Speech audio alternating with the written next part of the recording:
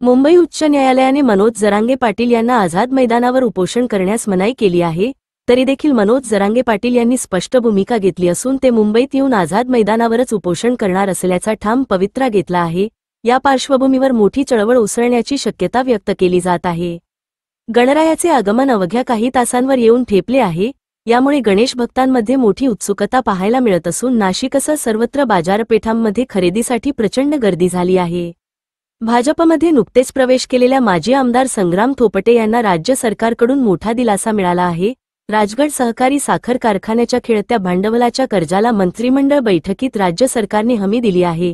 या निर्णयामुळे कारखान्याचे कर्मचारी आणि सभासद यांना दिलासा मिळणार आहे।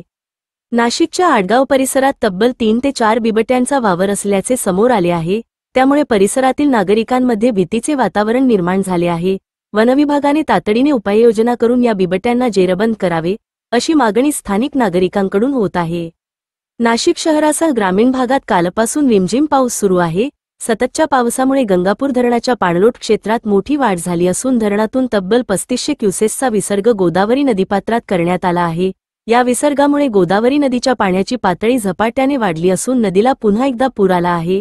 नदीकाठच्या नागरिकांना सतर्क राहण्याचे आवाहन प्रशासनाकडून करण्यात आले आहे।